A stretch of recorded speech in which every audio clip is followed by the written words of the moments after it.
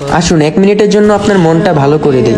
ধরুন আপনাকে একজন ডাক্তার রিপোর্ট দিয়ে বলল আপনি আর মাত্র 30 মিনিট বাঁচবেন, আপনি ক্যান্সারে আক্রান্ত, এখন ঠিক শেষ পর্যায়ে। এটা শুধু আপনি জানেন, আপনার পরিবার কিংবা আপনার বন্ধু বান্ধব কেউ জানে না। এখন এই রিপোর্টটা পাওয়ার পর আপনি বাসায় গেলে প্রতিদিনের মতন আজকেও আপনার বাবা আপনাকে বকাঝকা শুরু করলো, তোকে দিয়ে কিছু হবে না, সারাদিন কোথায় কোথায় থাকিস, তুই অকাজের ছেলে, ইত্যাদি ইত্যাদি। মধ্যবিত্ত বাবারা যেমন হয়, আর তখন কি প্রতিদিনের মতন আপনি আজকেও তর্ক করা শুরু করবেন, নাকি প্রাণ ভরে বাবার বকাগুলা শেষবারের মতন আরেকবার শুনে নেবেন? হঠাৎ আপনার আম্মু আপনাকে এসে বলল নে ভাত খেয়ে নে, আপনার মনে হবে এই বুঝি আমার মায়ের হাতে শেষ খাওয়া, এখন আমি তো আর বাঁচবো না। আপনি পরম তৃপ্তি নিয়ে খাবেন এবং আপনার কাছে মনে হবে এটাই আমার সব থেকে শ্রেষ্ঠ খাবার, যদিও সেটা ডাল ভাত হোক না কেন। এখন আপনি বাইরে বের হলেন, হঠাৎ করে আপনার এক পুরনো বন্ধুর সাথে আপনার দেখা, যাকে আপনি মোটেও সহ্য করতে পারেন না, সব সময় তার সাথে কথা কাটাকাটি হয়। এখন আজকেও আপনাকে সে কিছু কথা শুনিয়ে দিল। আচ্ছা, এখন কি আপনিও শুরু করে দেবেন? না, আপনি হয়তো তাকে জড়িয়ে ধরবেন এবং বলবেন দোস্ত ভালো থাকিস। আপনি আপনার এলাকাটা একটু ঘুরে দেখছেন আর ভাবছেন এই বুঝি আমার শেষ দেখা। প্রাণ ভরে দেখছেন আকাশ বাতাস গাছ, এদিকে আপনার এলাকায় যে 2-3টা কুকুর আছে ওদেরকেও আপনি প্রাণ ভরে দেখছেন, হয়তো এটাই শেষ দেখা।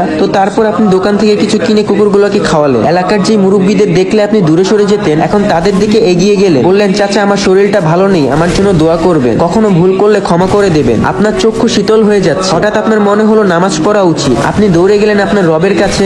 আজ আর কোনো দুনিয়াবি চাওয়া না, শুধুমাত্র ক্ষমা ভিক্ষা চাইলেন। আপনি যা দেখছেন তাই ভালো লাগছে, সবকিছুই অসাধারণ। শিশির কত সুন্দর, দুপুর সুন্দর, বিকেল সুন্দর, রাত সুন্দর, বাতাস সুন্দর, জগৎ সুন্দর, মানুষগুলোও সুন্দর, কুকুরগুলোও সুন্দর, সব সুন্দর, কিন্তু আমি থাকবো না। দেখেছেন সবকিছু আপনার ভালো লাগছিল এতক্ষণ, এর কারণ আপনার মধ্যে এতক্ষণ কোনো ইগো ছিল না। আর ইগো না থাকা মানুষ পৃথিবীর সব থেকে সুখী মানুষ। আর আমরা মানুষ কখনো মৃত্যুর কথা ভাবতেও চাই না। সো গাইস, আসসালামু আলাইকুম। আজকের গল্পটা এটুকুই ছিল। আশা করি আজকের গল্পটা আপনাদের কাছে ভালো লেগেছে। যদি আজকের এই গল্পটা থেকে কিছু একটা শিখতে পারেন তাহলে অবশ্যই ভিডিওটাতে একটা লাইক করে দিবেন।